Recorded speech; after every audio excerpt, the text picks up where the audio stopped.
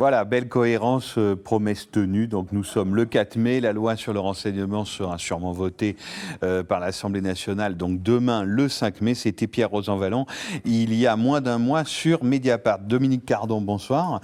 Vous êtes chercheur, vous travaillez à Orange Lab. Mathieu Burnel, bonsoir. Vous êtes l'un des mis en examen de l'affaire de Tarnac. Anthony Caillé, bonsoir. Vous êtes policier, secrétaire général de la CGT Police Paris. Et enfin, un journaliste à France Télévisions, membre du SNJ, le syndicat national des journalistes, Antoine Chuseville. Bonsoir. Première question pour vous, Anthony Caillé, avec tout ce qu'on entend là depuis 16 heures. Alors bien sûr, on entendra le terme utile comme on le voudra, on pourra mettre les guillemets, on pourra se demander à qui il est utile, à qui est utile cette loi sur le renseignement, mais justement, vous, votre point de vue de professionnel et de professionnel de la police et de l'investigation, comment vous jugez l'utilité de cette loi ? L'utilité d'une loi de lutte contre le terrorisme, évidemment que tout le monde sera d'accord. Évidemment qu'aujourd'hui on nous dit à 63-64% de Français qui sont pour cette loi sur le renseignement, mais faut-il encore savoir la question qu'on leur a posée. Si la question, comme j'ai pu la lire, c'était êtes-vous prêt à être mis sur écoute et en échange vous verrez il n'y aurait plus d'attentats terroristes sur le territoire national français, forcément on va recueillir 63% de Français qui seront pour ce qu'on ampute une grande partie de nos libertés en France. La question, elle se pose pas comme ça. Sur ce projet de loi qui comporte de nombreuses zones d'ombre, notamment sur les items 11 et 13, là, j'ai vu là, qui sont restés, c'est-à-dire sur tout ce qui est associations collectives et intérêts économiques. C'est là-dessus où véritablement il faut qu'on se pose les vraies questions. Est-ce que aujourd'hui lutter contre le terrorisme, ça passe nécessairement par l'écoute abusive de l'ensemble de la société française, ou est-ce que ça passe par un ciblage qui est fait par réellement des policiers du renseignement ? Aujourd'hui, on a un peu une réponse là-dessus. Les policiers du renseignement, on n'en a quasiment plus. Quand on a mis à mort les renseignements généraux, on a éteint le maillage territorial qu'on avait, qui était très très important, avec toutes les remontées que ça pouvait avoir. Ça allait de la discussion de café du village du coin. Le policier du renseignement, des renseignements généraux, c'était le baromètre social de la police nationale. Aujourd'hui, on n'a plus ces informations-là. On ne sait plus les traiter. On a de l'information très globale, très, très générale, qui nous arrive en masse. Et le problème, après, c'est pour traiter et évaluer l'urgence de l'urgence. Voilà. Qu'est-ce qui est plus urgent que l'urgent ? Et ça, c'est très compliqué aujourd'hui, je pense, dans le renseignement et notamment la Direction générale de la sécurité intérieure, de mesurer quelle importance donner aux urgences. Voilà. Et je pense aujourd'hui que cette loi, elle ne répond absolument pas aux attentes des Français, ni forcément des services de renseignement. C'est un voile, en fait. Ça veut dire qu'il va y avoir encore plus d'informations à traiter avec toujours aussi peu de gens pour les traiter. C'est ça concrètement alors, évidemment, dans les services. Voilà, je ne suis pas du tout un technicien. Moi, les algorithmes, tout ça me dépasse. Mais quand j'entends boîte noire, filtre sur tous les opérateurs, les fournisseurs d'accès, ça va faire des millions et des millions d'informations à traiter. D'ailleurs, je ne sais déjà même pas physiquement comment on va pouvoir stocker toutes ces informations-là. Alors justement, question aux chercheurs, Dominique Cardon. Oui, je trouve que c'est une très bonne remarque, parce qu'évidemment, il faut s'opposer à la loi pour des principes, mais aussi peut-être faire un débat très rationnel sur l'efficacité. Et donc, ce que vous dites est très significatif. Et c'est vrai qu'il y a une question qui a été déjà soulevée, mais il faut vraiment insister là-dessus. C'est derrière ce mot algorithme, on cache une sorte de nébuleuse secrète et mystérieuse, alors qu'un algorithme, c'est une suite d'instructions informatiques. Ce qu'on entend dans l'idée d'une... Et alors là, il faut distinguer. Il y a soit une surveillance personnalisée avec des gens qui ont déjà été identifiés par les services, et les fameux 3000 pour lequel il n'y a pas assez de personnel pour faire le contrôle. Soit on fait de la surveillance massive en capturant toutes les données, et là, il faut se mettre à la place du chercheur ou des services qui vont devoir trouver des règles pour donner ces règles à l'ordinateur pour qu'il identifie des comportements déviants, troubles, et laissant présupposer, mais ce n'est qu'une estimation statistique avec un taux d'erreur énorme, que ce comportement est trouble, déviant et qui pourrait être suspecté de guider vers une présomption de comportement terroriste, ce qui fait beaucoup de si quand même dans une chaîne très compliquée. Alors pour le faire, les techniques aujourd'hui qui est très en vogue et qui est pleine de promesses et pleine de fantasmes. Beaucoup d'a priori surtout. Elle s'appelle le machine learning, les techniques d'apprentissage. Alors pour le dire très, très simplement et un peu bêtement, une technique d'apprentissage, c'est-à-dire que vous avez un échantillon qui est, on appelle étiqueté, c'est-à-dire il faudrait qu'on ait un échantillon de traces numériques de terroristes pour apprendre de cet échantillon étiqueté sur l'ensemble des échantillons qu'on pourra ensuite étiqueter comme étant potentiellement terroristes. Bon, on n'a pas cet échantillon, c'est complètement vain. Tous les gens qui sont un peu spécialistes du domaine savent que ça va générer des faux positifs. C'est-à-dire vous n'en aurez plus 3000, mais vous en aurez 100 000 en fait. 100 000 qui sont suspectés d'eux avec des estimations statistiques extrêmement faibles qui vont demander et mobiliser sans doute des gens pour la vérification, etc. Donc il y a quelque chose comme ça, quand on regarde le débat du point de vue des informaticiens ou des chercheurs en sciences sociales qui travaillent sur ces données, qui est un peu une sorte de bombe à brouillard dans lequel on se demande vraiment quelle est l'utilité de ce dispositif, si l'utilité est bien d'aller chercher ce qu'on nous dit être les terroristes, qui du coup laisse quand même ouvert un questionnement assez important sur l'idée que ça peut servir à plein d'autres choses, qu'aller précisément détecter des comportements terroristes dont on n'a pas de base de données d'apprentissage pour trouver des règles à donner aux algorithmes. Mathieu Burnel, en plus de créer beaucoup de prétendus ou faux terroristes, de quoi peut-on suspecter cette loi ? Alors, c'est pas du tout par ça que je voulais commencer, mais juste pour répondre là immédiatement sur l'efficacité de ces boîtes noires dont on ne connaît pas bien le contenu. Je pense que c'est mal. Je pense qu'il faut comprendre ce pan sur les boîtes noires comme en fait une réponse à l'utilisation de plus en plus massive d'un logiciel qui s'appelle Tor et globalement d'un opérateur qui s'appelle Tails, qui permettent en fait d'utiliser Internet en échappant relativement intégralement à la surveillance policière, dans la mesure où on le sait de par les rapports. C'est un fournisseur d'accès ou c'est un non, logiciel? C'est pas un fournisseur d'accès. Il y a deux choses là. Donc la première chose, Tor, en fait, c'est un petit logiciel qu'on installe et qui permet en fait d'anonymiser sa connexion à Internet. Et ensuite Tails, ça c'est un truc qu'on met sur une clé USB, on la branche sur son ordinateur, ça va pas sur le disque dur de son ordinateur, ça fait que si on a par exemple un mouchard dessus, la police peut rien voir, et ensuite qui automatiquement va crypter la connexion, la faire passer par 50 000 nœuds, qui fait que la police en fait peut rien y faire. Et on sait parmi les dernières révélations de Snowden que la NSA, il y a encore, je crois en 2012 ou 2013, classé ces dispositifs-là comme étant un niveau de sécurité maximal, c'est-à-dire qu'ils n'arrivaient pas à le casser. Et là, on peut donc très certainement interpréter ce pan de la loi, c'est-à-dire savoir de mettre la boîte noire et l'algorithme. En fait, c'est très certainement la première offensive contre Tor, qui donc est utilisée par Snowden et puis par des tas de gens comme nous par exemple, et qui nous garde de beaucoup d'ennuis, j'imagine, avec la police. Et en fait, donc c'est certainement la première offensive contre cette technique-là de contre-surveillance. Et donc à partir de là, ce que ça va mettre en place, c'est pas un truc où il va y avoir des milliards de données à traiter ou non. C'est que d'un seul coup, ça va permettre de distinguer les gens qui ont une utilisation conforme et normée de l'Internet, qu'on laisse évidemment absolument libre d'accès à tous les Google, à tout l'aspect commercial, qui est évidemment une part gigantesque de la collection de données et de sa gouvernementalisation, on pourrait dire. Et en même temps, être capable de voir qui sont les personnes qui n'utilisent pas Internet correctement. Et là, d'un seul coup, le spectre se réduit de manière drastique. Et donc, évidemment que par rapport à ça, la seule chose à faire, c'est... alors là, il y a un certain nombre de techniciens d'Internet qui se penchent très sérieusement sur la question de ce que ça va provoquer, parce que pour l'instant, la boîte noire, on ne sait pas trop ce qu'il y a dedans. Mais évidemment qu'il y aura des techniques pour contrecarrer cette boîte noire, et évidemment que c'est ça qu'il faut propager, c'est l'opacité sur Internet, dans la mesure où... Mais donc, selon vous, c'est d'abord une technique de repérage, en fait. C'est-à-dire qu'on repère ceux qui échappent déjà aux mailles du filet. Je pense qu'il faut comprendre toujours sur l'antiterrorisme, c'est que ça... De prime abord, on a toujours l'impression que ça vise les terroristes ou terroristes présumés, ou du moins les personnes qu'on affilie à...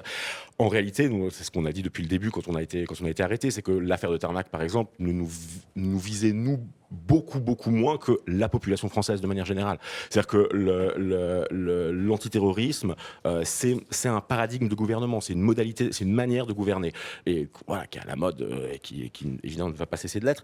Et donc, on ne peut pas distinguer ce que l'antiterrorisme...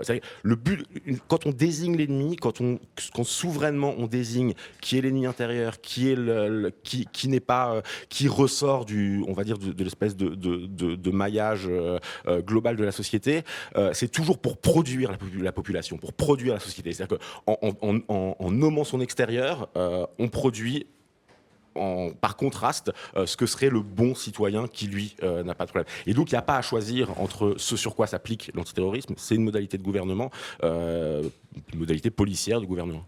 Peut-être juste là-dessus, peut-être après vous pourrez nous dire ce que vous pensez de cette loi, ce par quoi vous vouliez commencer, mais vous êtes d'accord sur l'idée que la prochaine étape, c'est le verrouillage d'Internet, un peu la domestication d'Internet et justement cette sélection entre ceux qui ont un usage, on va dire, ouvert et c'est vrai commercial d'Internet et ceux qui justement tentent de se protéger?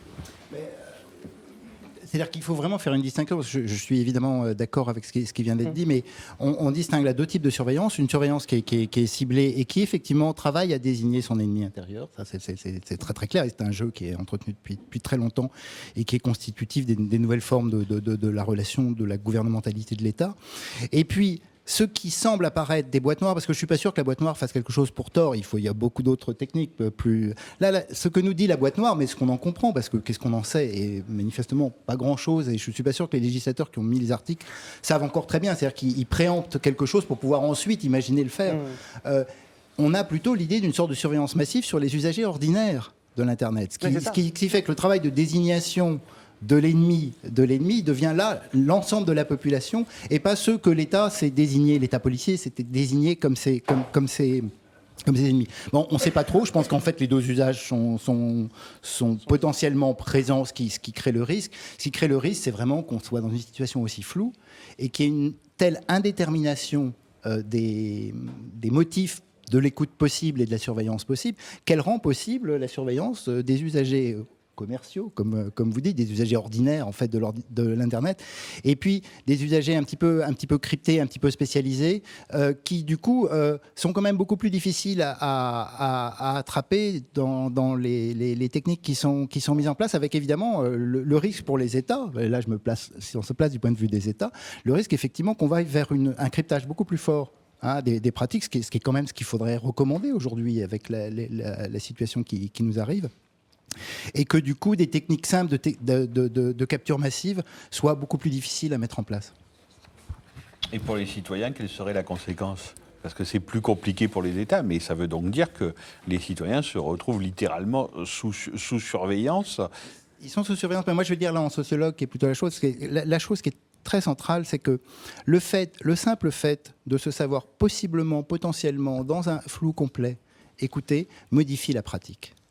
Et que c'est cette toute petite chose-là qui va peser sur les actions, les représentations, les manières de s'exprimer, les manières d'échanger, les manières d'user de la liberté que Internet nous a donnée, par le seul fait qu'on a une conscience potentielle, vague, floue, distante, intangible, de la possibilité de la surveillance. Il y a une espèce d'halo de surveillance, en fait. Il y a un halo qui va, par une sorte d'effet de rétroaction progressive, d'apprentissage mutuel, fait que, d'une certaine manière, on est en train de domestiquer, de routiniser, d'incorporer en nous le surveillant, dans les propres usages et les propres pratiques qu'on peut faire de l'Internet, et que tout ça, au prix d'une quête inefficace au regard du motif énoncé, etc., est un prix beaucoup trop cher à payer. Antoine Chuseville, vous êtes d'accord avec cette analyse de dire que ça va aussi modifier nos comportements, qu'on le veuille ou non ?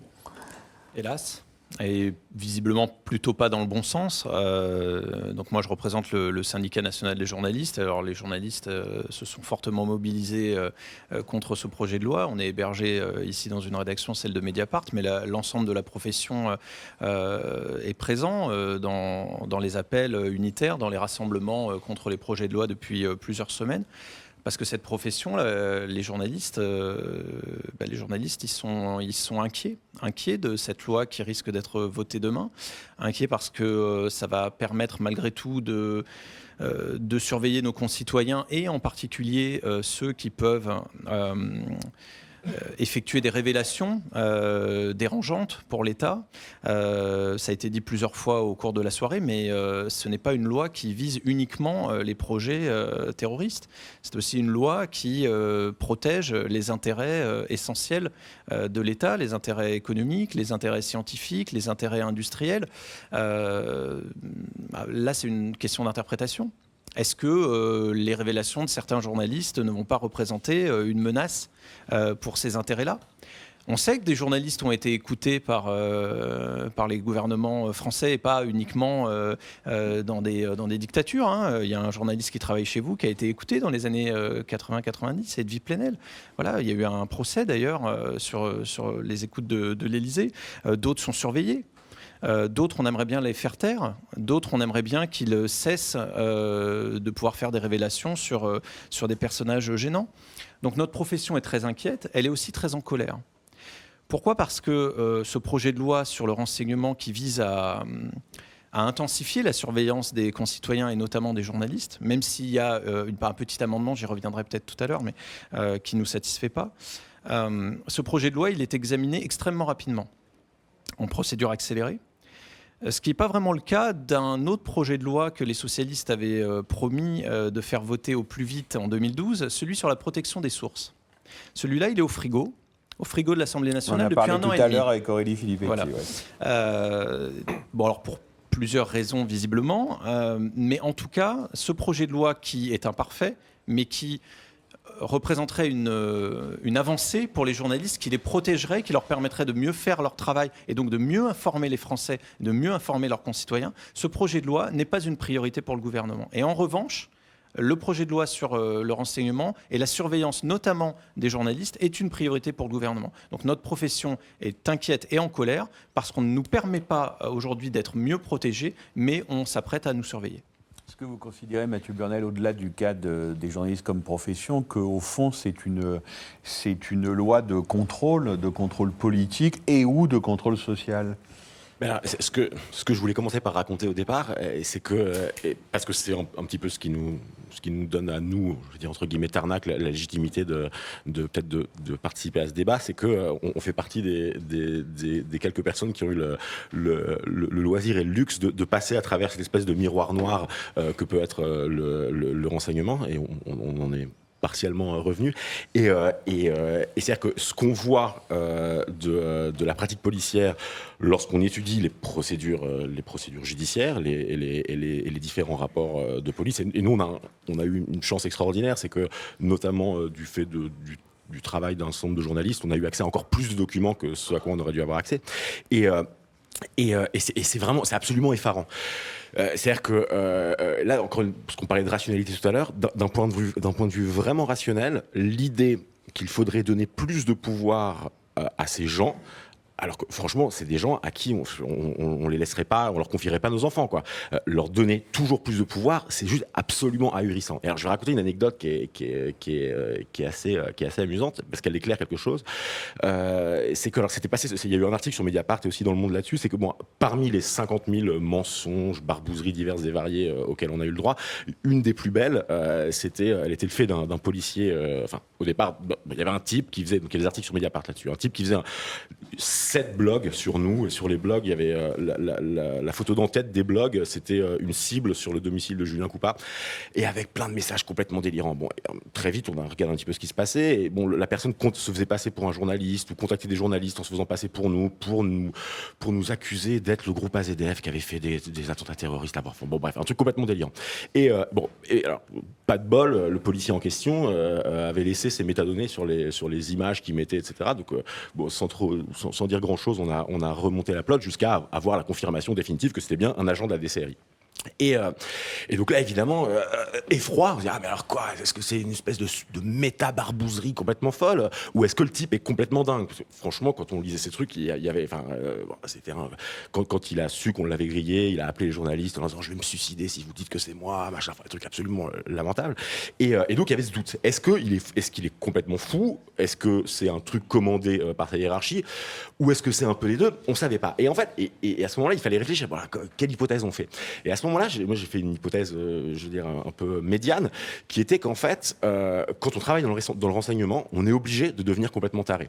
Et c'est pour une raison structurelle. Non, mais pour une véritable raison. C'est-à-dire que quel est le travail, qu'est-ce qu'on demande aux policiers du renseignement? Qu'est-ce que vous décrivez là, de la mythomanie?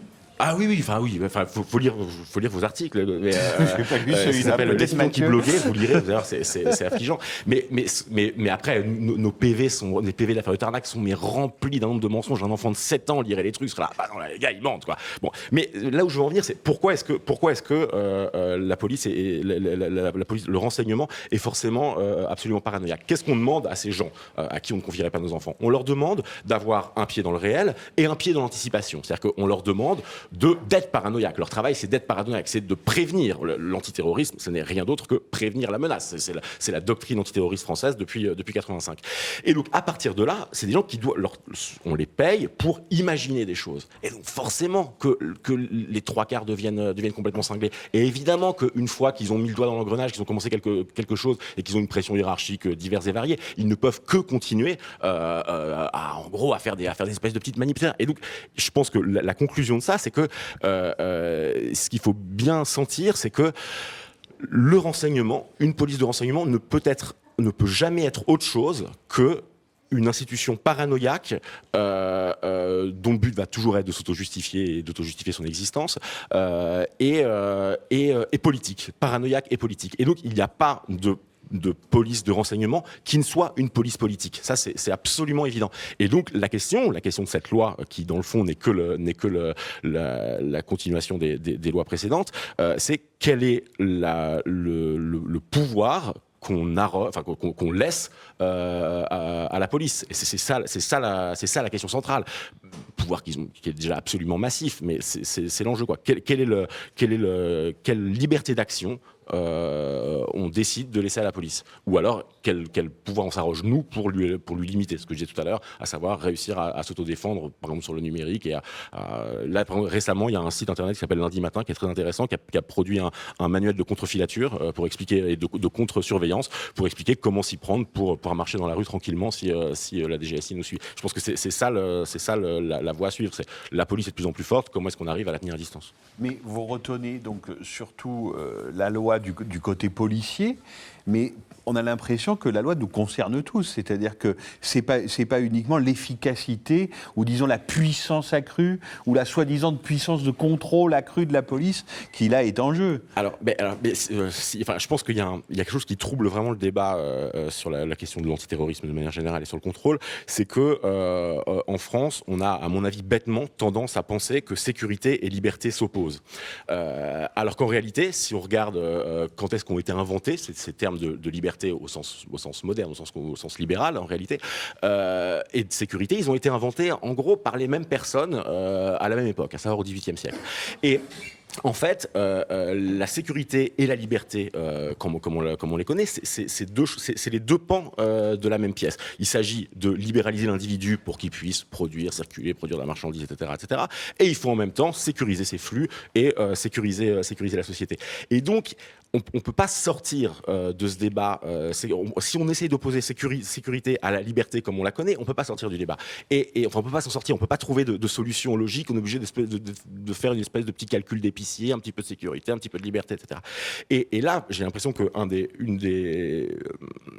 écueils de la mobilisation en général contre ces lois, c'est qu'on a du mal à sentir ce qu'on peut opposer au contrôle. C'est-à-dire qu'on entend des termes qui, moi, me paraissent un peu passe-partout, comme par exemple liberté publique, liberté individuelle, mais on ne voit pas très bien. Et évidemment qu'on est automatiquement rabroué par l'argument, si vous n'avez rien à vous reprocher, de toute manière, c'est un argument qui est d'une efficacité absolument redoutable.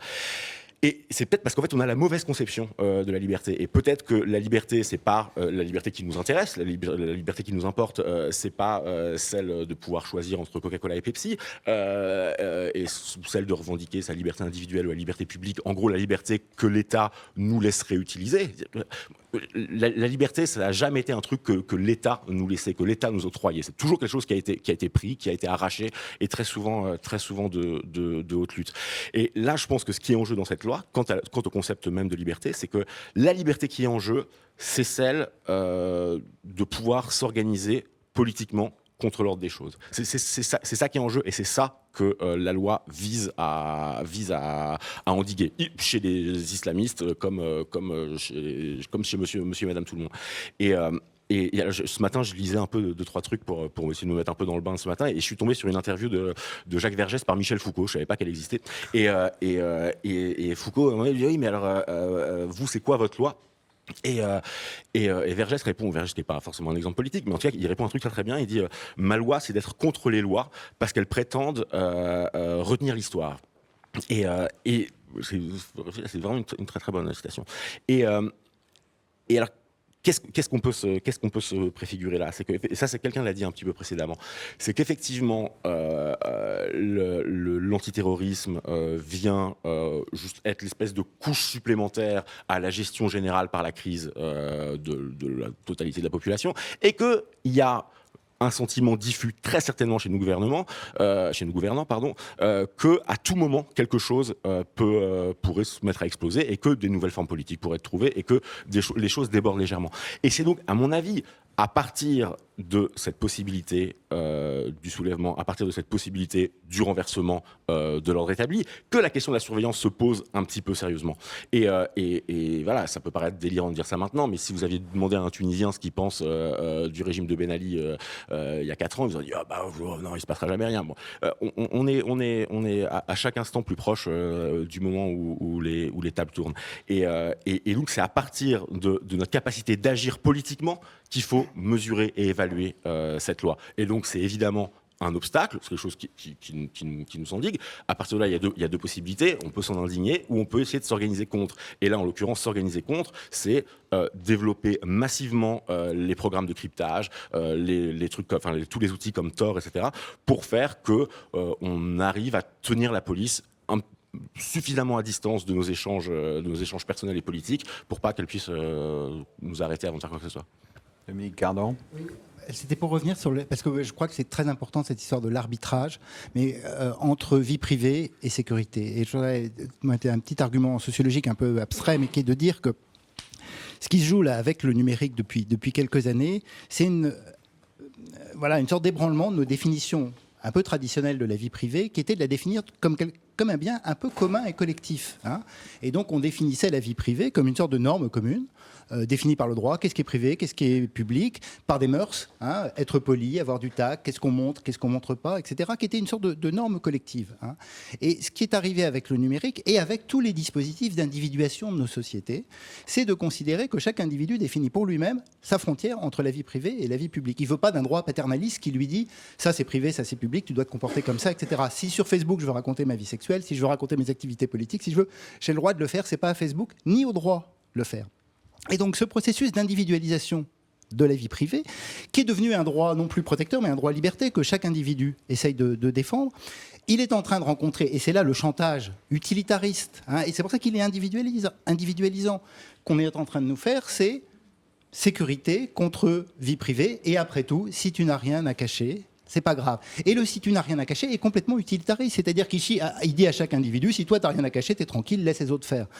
Et donc ce qu'il faut ramener, moi je crois, et c'est la chose qui disparaît un peu, parce qu'on a des individus qui se prétendent autonomisés parce qu'ils décident eux-mêmes leur vie privée face à des géants que sont Facebook, Google, et puis les États de l'autre côté. C'est arriver à rendre un peu collectif l'idée de la vie privée. C'est-à-dire que c'est pas parce que j'ai rien à cacher d'abord qu'il faut que je le dise, et puis j'ai aussi à défendre l'intimité des autres, c'est-à-dire faire de l'intimité ou de la vie privée des autres un commun, c'est-à-dire j'ai un intérêt à ce que les journalistes aient un espace secret et protégé, j'ai un intérêt à ce que les militants puissent ne pas être surveillés, etc.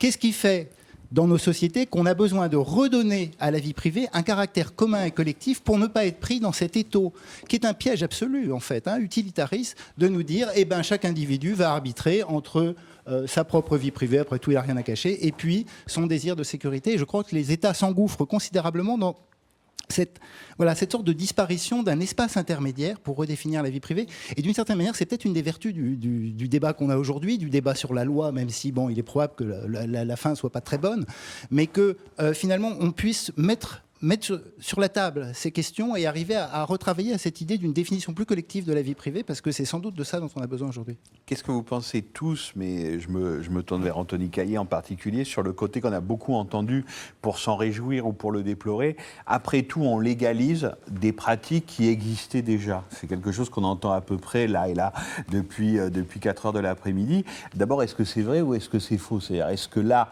ce qui est dans la loi existait déjà en l'état ? Alors, c'est très certainement vrai.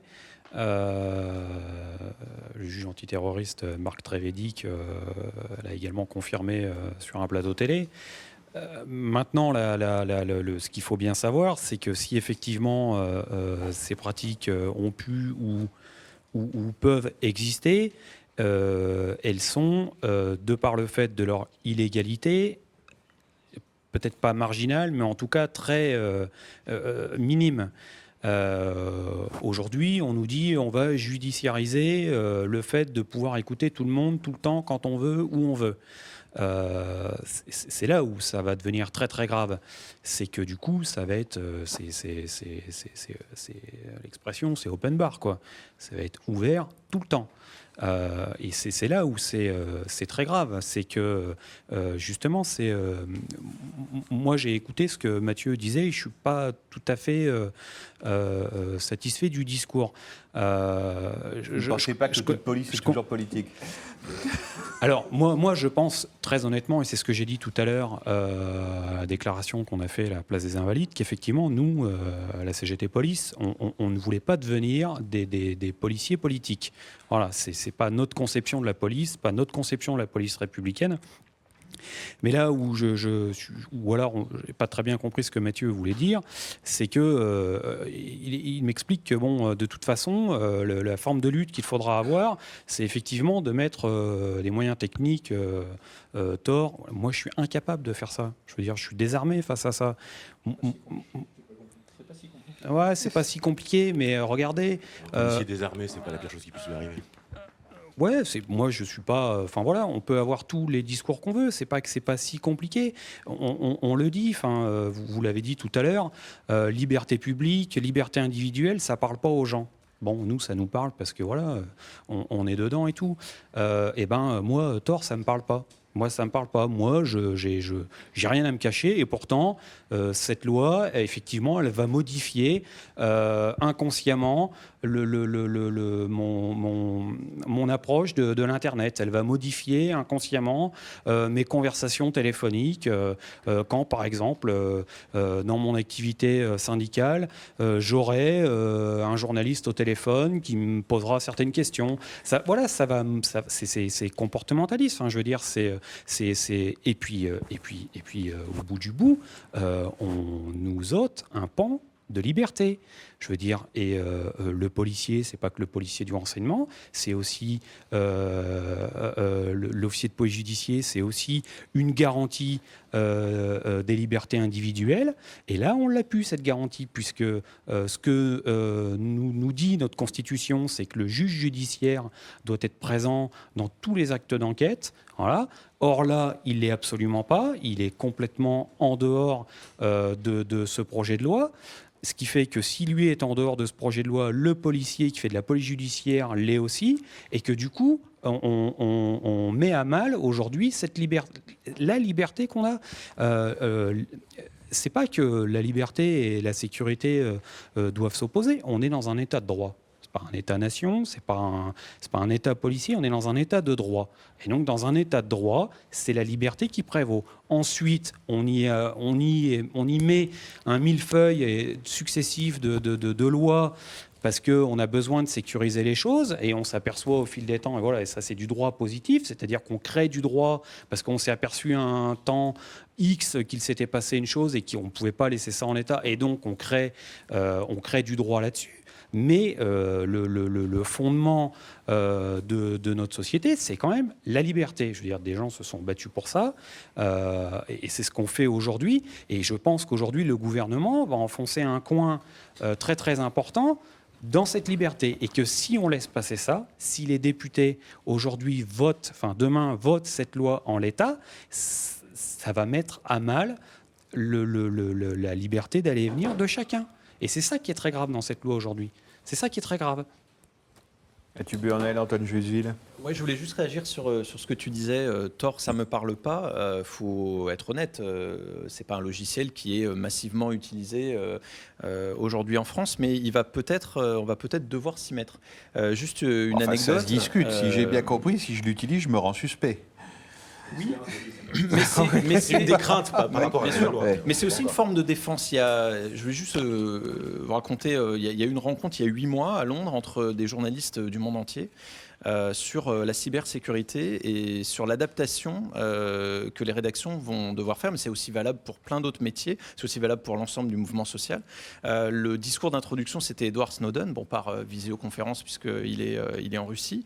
Je ne sais pas si vous avez vu d'ailleurs le film documentaire de Laura Poitras, Citizen4, mais dans lequel il donne plein de petits conseils aux journalistes qui sont ses interlocuteurs, donc Glenn Greenwald, pour se protéger. Et le mot qui est revenu le plus souvent, c'est il va falloir qu'on s'y mette pour se protéger. Des logiciels de cryptage, effectivement, se mettre à tort, travailler différemment avec nos téléphones, etc. etc. C'est valable pour plein de professions et c'est bien, si on cherche à se protéger, qu'on est attaqué, qu'on est menacé par ces intrusions. Donc là-dessus, Et que nos sources sont potentiellement et menacées. que C'est nos surtout sources, bien ça qui est sûr, important. nos sources comme Snowden, qui est une des sources les plus connues ces dernières années, puisque voilà, il a révélé le fonctionnement de la NSA à des journalistes et ensuite c'est devenu un personnage très connu. Mais c'est pour protéger ce type d'individus, pour protéger ce type de révélation que nous, comme d'autres professions, on va devoir se mettre à travailler avec ces logiciels. Et juste une dernière anecdote, petite info. Donc la plus grosse rédaction de France, c'est France Télévisions, c'est celle dans laquelle je travaille. On est entre 2500 et 3000 journalistes. Demain, on a une réunion, c'est une réunion annuelle sur nos pratiques professionnels avec l'ensemble des directeurs des rédactions et des représentants de tous les syndicats. Demain, nous, le SNJ, on va poser une question à la direction très simple. Si le projet de loi sur le renseignement est voté, quel stage de cybersécurité, quel logiciel vous allez déployer dans toutes les rédactions de France Télévisions pour qu'on puisse continuer à travailler sereinement et pour qu'on puisse être protégé? Dernière chose que je voulais dire et qui me paraît importante, et je ne crois pas que ça a été dit précédemment, mais je n'ai pas écouté tout le monde, enfin même très peu. Et là, je pense qu'il y a un truc qu'il faut absolument prendre en compte, c'est que la totalité des dispositifs techniques de police qui ont été mis en place à un moment donné dans l'histoire de la police au prétexte, par exemple, de poursuivre les pédophiles, comme pour l'ADN, selon l'adage bien connu, qui vole un œuf, viole un bœuf, maintenant un voleur de mobilette doit donner son ADN. Les gardes à vue antiterroristes qui devaient spécialement durer 96 heures, évidemment que maintenant elles rentrent dans la criminalité organisée, ce qui recouvre à peu près tous les vendeurs de shit qui le font à deux. Bref, en somme, on sait que, imaginez une seule seconde qu'il n'y aurait pas de porosité entre la législation spéciale qu'est l'antiterrorisme et le droit commun de tous les jours, en gros les voleurs de mobylettes et les infractions routières, c'est vraiment se mettre le doigt dans l'œil. C'est-à-dire que là je comprends bien que le monsieur qui est policier là en ce moment est inquiet pour ses droits, mais ce dont je suis prêt à mettre un billet sur la table pour dire que dans 5 ans, il sera en mesure d'utiliser pour pourchasser des voleurs de mobylettes les informations qui sont récoltées par l'antiterrorisme. Et c'est déjà le cas d'ailleurs, parce que je ne sais pas si vous vous souvenez, il y a eu un long article dans Le Monde il y a un an qui parlait des armoires au fin fond de la DGSE.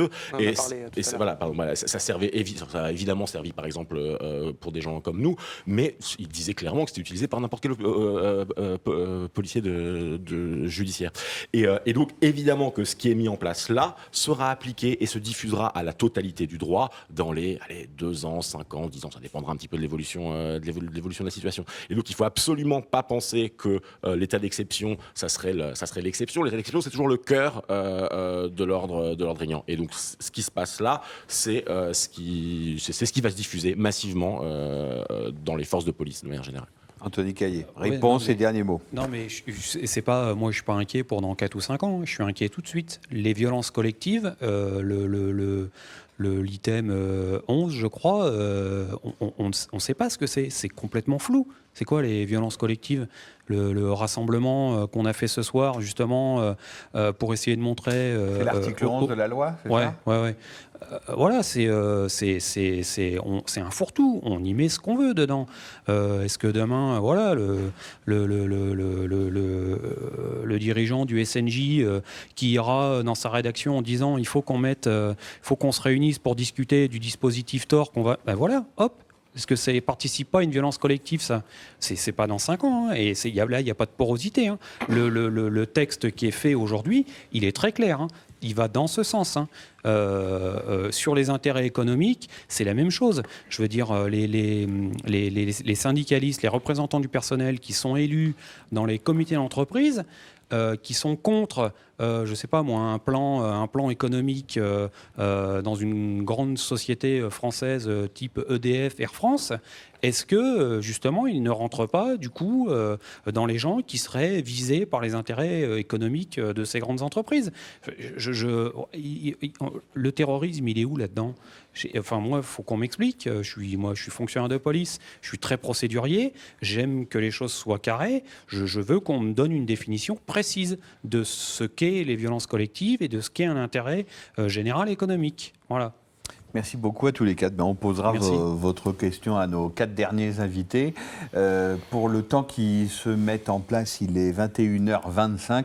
On va écouter Olivier Besancenot, porte-parole du NPA. Il était tout à l'heure aux Invalides à la manifestation. Et Amélie Poinceau a ramené 3 ou 4 minutes de ses propos. Olivier Besancenot. Olivier Besancenot, donc